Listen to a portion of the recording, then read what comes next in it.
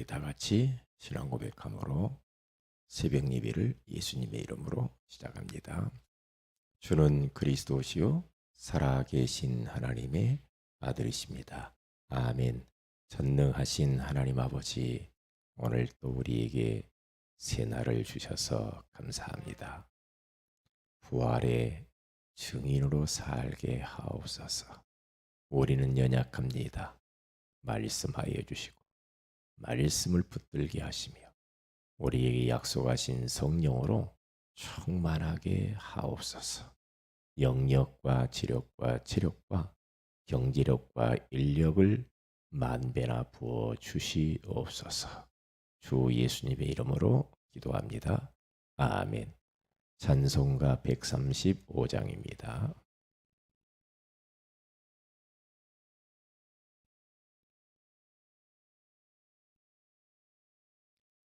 135장.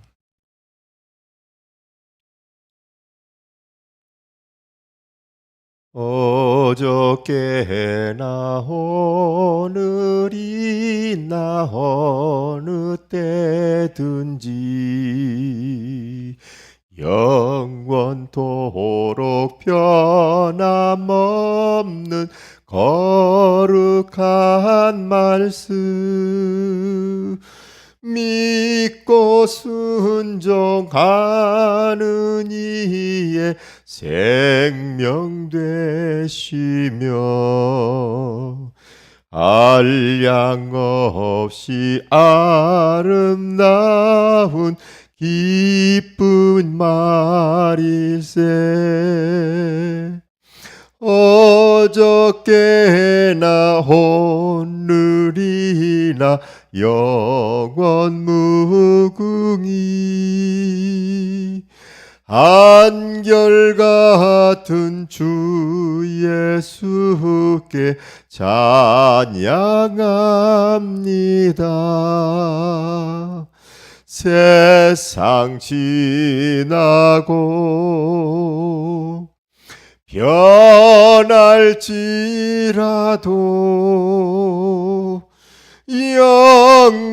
영원하신 주 예수 찬양합니다. 풍랑이는 바다 위로 걸어오시고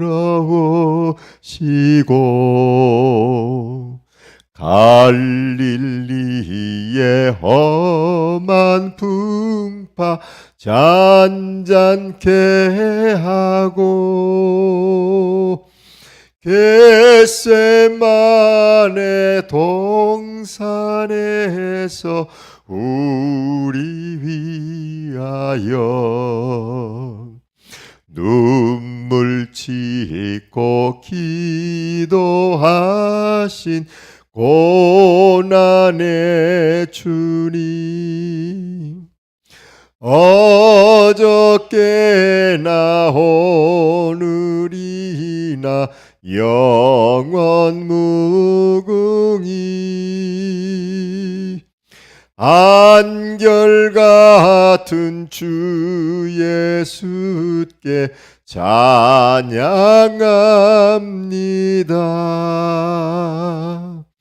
세상 지나고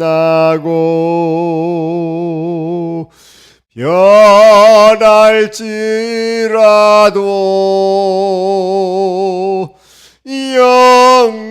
영원하신 주 예수 찬양합니다.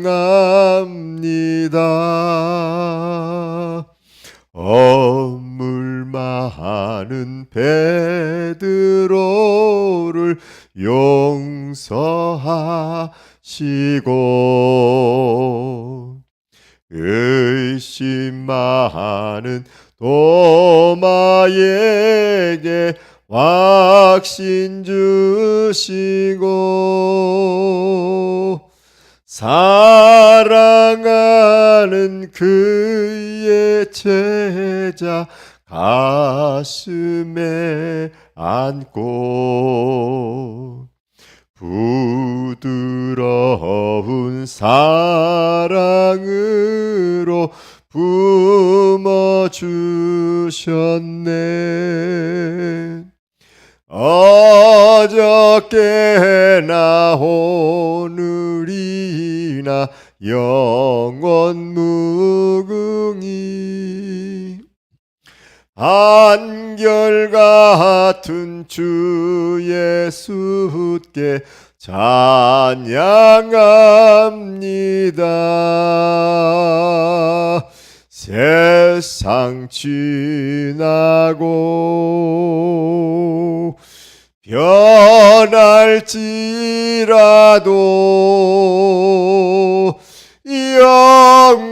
영원하신 주 예수 찬양합니다.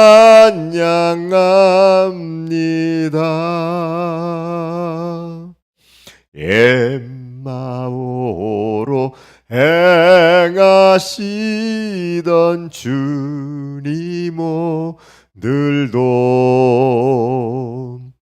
한결같이 우리 곁에 함께 계시고 아멘.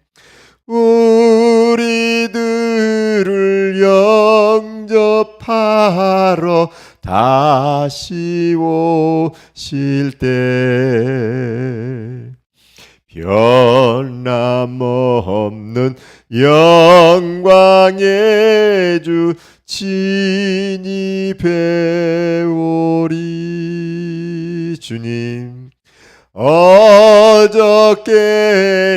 오늘이나 영원 무궁히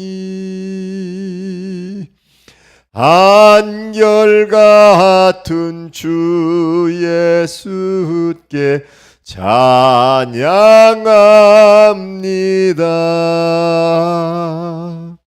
세상 지나고 변할지라도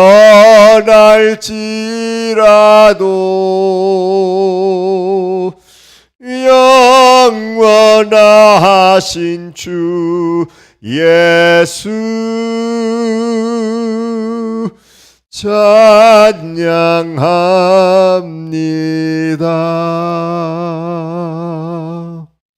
아멘. 하나님 말씀은 고린도전서 15장입니다.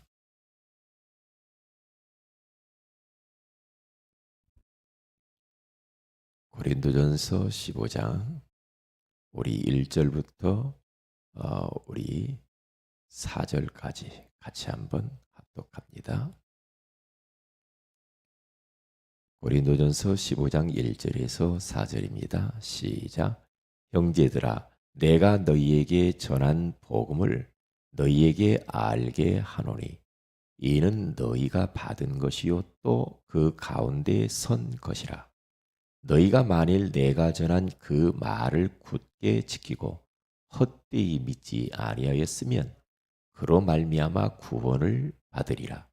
내가 받은 것을 먼저 너희에게 전하였노니 이는 성경대로 그리스도께서 우리 죄를 위하여 죽으시고 장사 지낸 바 되셨다가 성경대로 사흘 만에 다시 살아나사.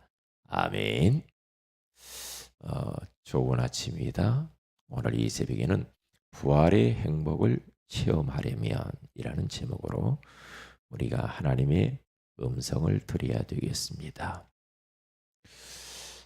바울은 고린도 교회 성도들에게 지금 예수 그리스도의 부활과 그리고 예수가 그리스도 되심을 믿는 하나님의 백성들의 다시 부활하심, 다시 부활할 것을 지금 이야기를 하고 있는 겁니다. 내가 전한 복음, 바울은 그렇게 말했어요. 그 복음의 내용이 뭐냐?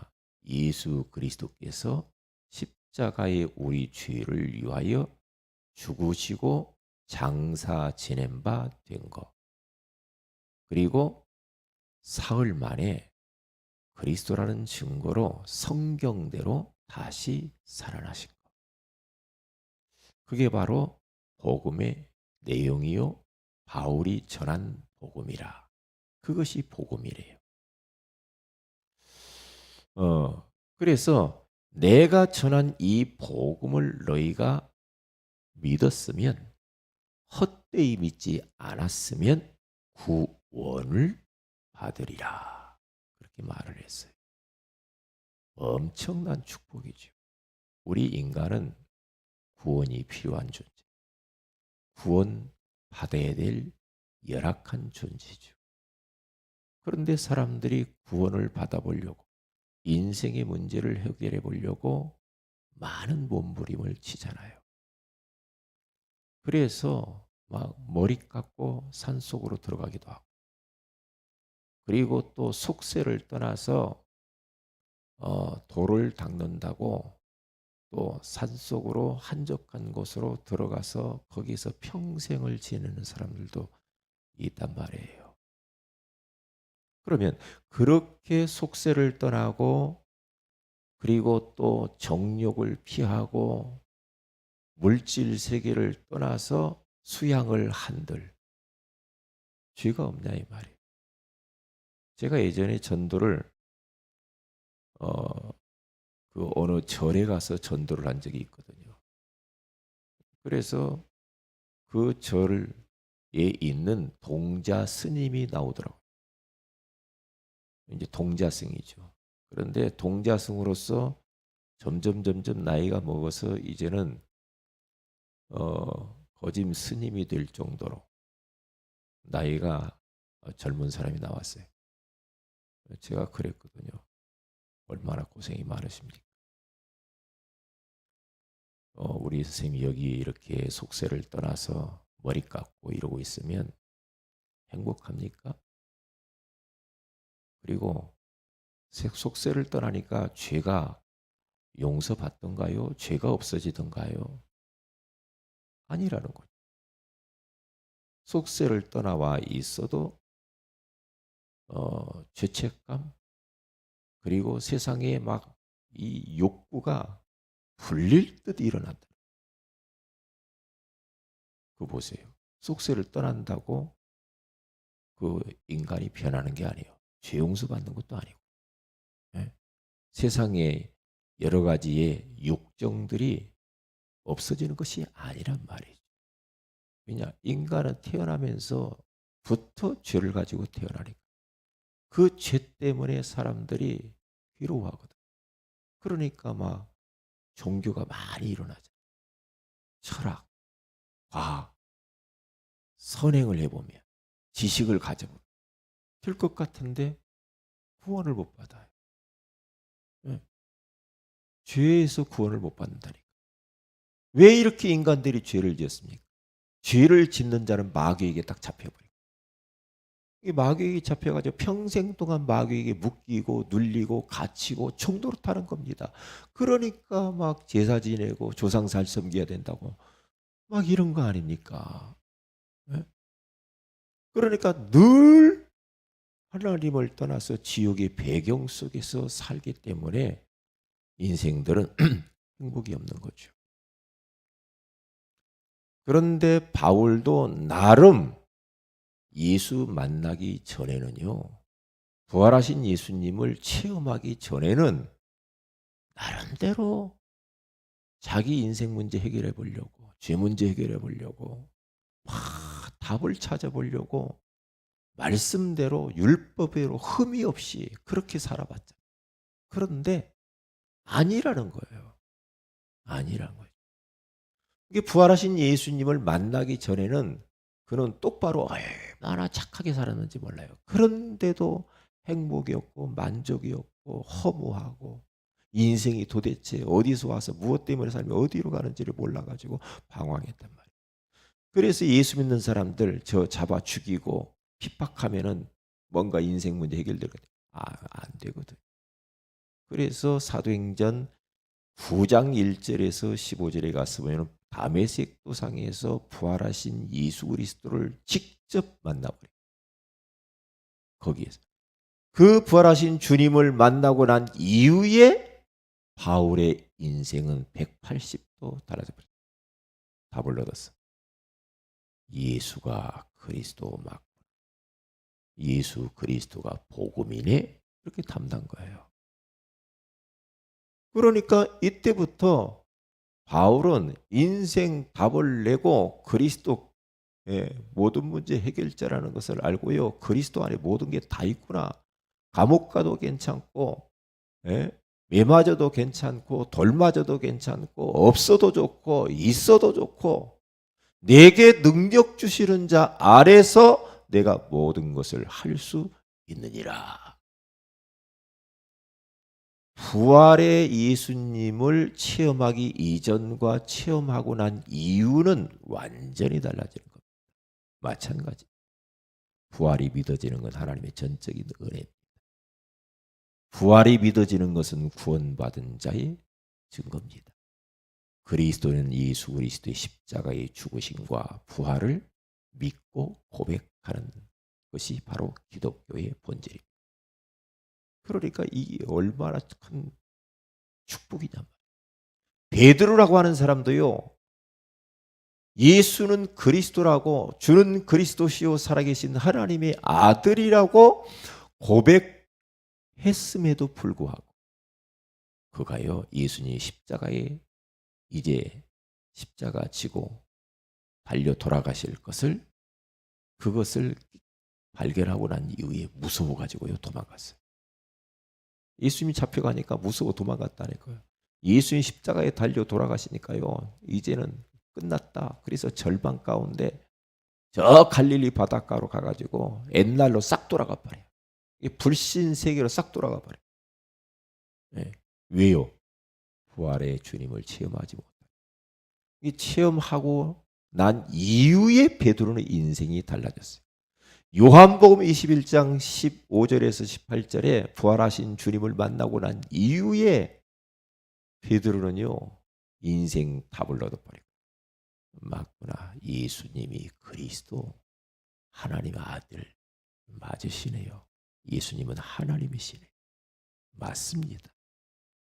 그 부활의 주님을 만나고 난 이후에 그는 마가다락방에 모여가지고요, 위험을 무릅쓰고 거기에서 기도하고 성령 충만받고 안전뱅이를 고치고, 그렇죠? 그렇게 변해버립니다. 그리고 종교 재판을 받는데도요, 법정에서 가지고도 천하 인간의 구원받을 이름은 다른 이름은 없다, 그렇게 고백을 합니다. 그 정도. 그러면서 그 예수님을 증거하면서요, 나중에는요 감옥도 가고요. 감옥 가도 괜찮아. 부활하신 주님 체험하고 난 이후부터는요, 주님이 늘 자기와 함께 계시는 걸 알았어요. 그러면서 나중에는 나는 예수님처럼 똑바로 죽을 수 없어. 그래 거꾸로 십자가에 못 박혀 순교당해요. 부활의 주님을 만난 사람들은요, 제자들은 다 순교했어요. 바울 순교했어요. 왜요? 그렇게 다르다는 거예요.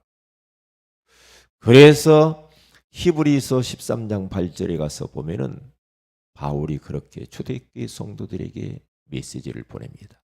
예수 그리스도는 어제나 오늘이나 영원토록 동일하시느니라.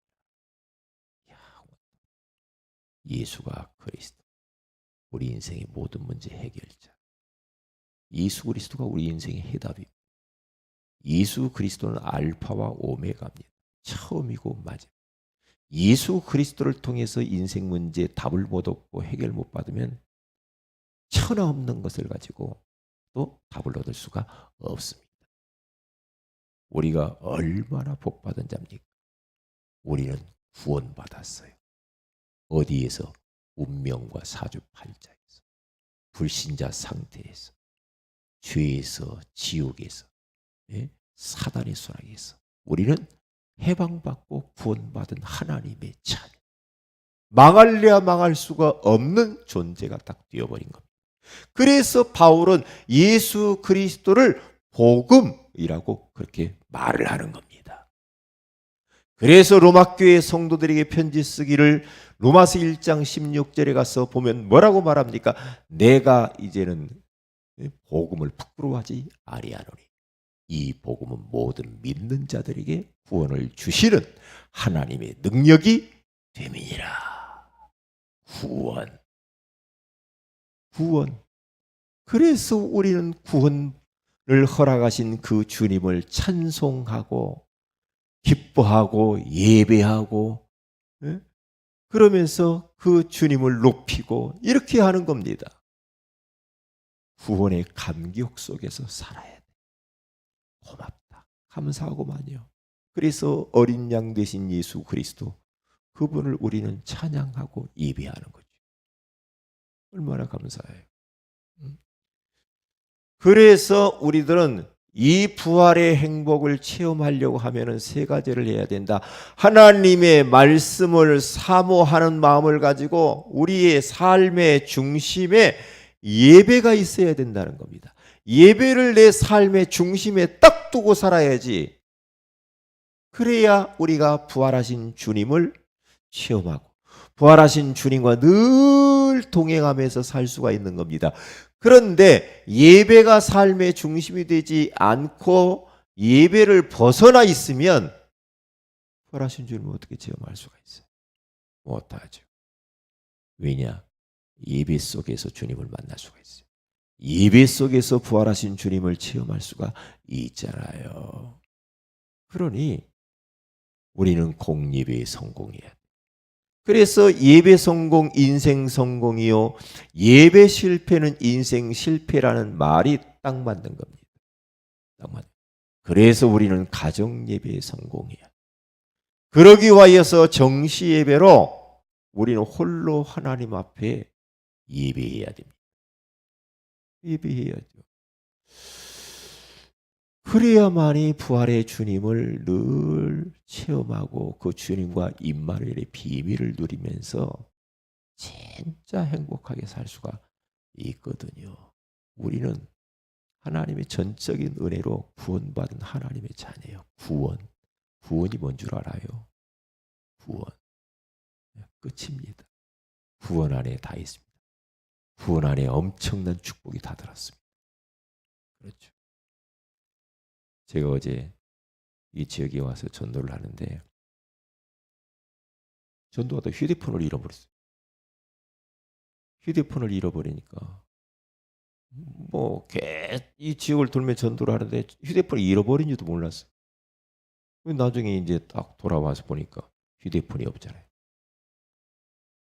없는 것이 확인되는 그 순간 눈에 뵈는 곳이 없더만. 왜냐? 그 휴대폰 안에 모든 게 다 들었거든. 그러니까 막 얼마나 허둥대고 아무리 차 속을 뒤지고 뭐 길거리를 찾아서 뭐 어디 있는지만 없어요. 그래서 옆에 지나가던 할머니한테 물어봤지. 아유, 휴대폰을 잃어버려가지고 제가요. 그랬더니 그 할머니가 목사님 그럼 전화를 해보세요. 그러더라고요. 전화를. 전화를 해봐야 되겠다. 근데 전화기가 없잖아. 전화기가 없으니까 어디서 빌릴 수도 없고. 그래서 한빛 종합복지회관 안에 들어가가지고 전화를 거기서 해봤죠. 그랬더니 어느 세대기 받았어요. 세대기 주셨다는 거예요. 그래가지고 그분에게 휴대폰을 돌려받는 순간 얼마나 기쁜지. 너무 기뻐. 고맙습니다. 감사합니다. 네. 그러면서 제가 견과류 가지고 있는 거 선물 줬어요. 예수 믿는 목사라고. 그러면서 딱 깨달아지는 게 뭐냐. 내가 영혼을 위해서 진짜 휴대폰 찾듯이 그렇게 안타깝게 찾아봤냐? 응? 너 휴대폰 잃어버린 게 눈에 뵈는 게 없지. 영혼을 지금 길을 잃어버린 영혼들을 찾기 위해서 그렇게 해봤냐? 그런 생각이 딱 드는 거예요. 그래. 이 영혼들이 지금 현장에서 복음을 목마르게 기다리고 있는. 복음 줘야지. 그런 생각이 어제 딱 들더라고요. 이제는 우리 교회가 그릇을 준비하면 됩니다. 왜냐? 원단 메시지가 현장 살리는 교회를 주님이 원단 메시지를 주셨으니까 캠프를 통해서 하나님이 또 말씀을 계속 주시잖아요. 예. 그러니까 이제는 우리 교회가 영혼을 받아들일 준비를 하면 되죠. 기대하고. 그래서 새로운 성도들이 만약에 오면 진짜 우리는 반갑게 한 영혼이 돌아오면은 하늘에서 천국 잔치가 벌어진다고 하는데 정말 전 성도가 그 한 영혼을 기쁘게 맞이해야 돼. 어린이 하나라도. 아무리 부족하고 연약한 사람이 온다 할지라도 따뜻하게 모두 다 일어나 가지고 환영하고 맞아주고 잘 오셨다고 해주고 섬겨주고 인사해주고 이래야지. 영혼이 하나님 영혼을 보내는데 내버려 두고 뭐 왔냐 그러면 안 되죠. 벌떡 우리는 일어나서 따뜻하게 맞이할 준비를 해야 됩니다. 준비를 해. 왜? 준비하지 않으면 하나님 영혼 보낼 수가 없죠. 준비해야 돼. 여러 가지로 준비해야 돼. 꼭 나만 알고 있고 나 힘들어 이렇게 하고 있으면 안 돼. 이제는 나를 넘어서서 이제 옆에 있는 사람도 돌아보고 성도도 서로 돌아보고 그렇게 연약한 성도도 돌아보고 자꾸 이렇게 해야 됩니다. 나는 도움을 받아야 될 사람이야. 이렇게 생각하지 말아요. 네? 그렇게 하셔야 돼요. 하나님이 영혼 보낼 거니까. 그래서 원단 메시지 가운데 7편장을 살리는 귀한 말씀을 하나님이 주셨는데 왜 주셨겠습니까? 우리 교회하고는 안 맞습니까? 아니죠. 복지, 전도. 복지가 뭡니까? 요양원 문 열렸잖아요. 복지. 다민족, 조선족도 만났잖아요. 다민족. 그렇죠. 하나님이 말씀 주시고 하나씩 응답을 이렇게 해오잖아요. 이런 것들을 보는 눈이 있어야죠. 네. 그래서 우리는 말씀 따라가면 되는 거거든요. 그러니까 부활하신 주님을 이렇게 체험하는 거예요. 삶의 중심이 예배가 있고 그리고 또 우리는 예배를 통해서 주신 말씀을 딱 붙잡고 기도하고 말씀을 딱 각인되게 가지고 있어야 돼. 그리고 난 이후에 어떻게 합니까? 마지막 세 번째로는 이 말씀 붙들고 내가 부활의 주님과 동행하면서 부활의 증인으로 이 주님 십자가에 죽으시고 3일 만에 부활했습니다. 라고 증거하는 증인이 딱 되어야 됩니다. 되어야 돼. 그러면 어떻게 됩니까? 그러면 이제 하나님이 역사하시는 거예요. 하나님이. 그래서 꼭 잃어버리지 마세요.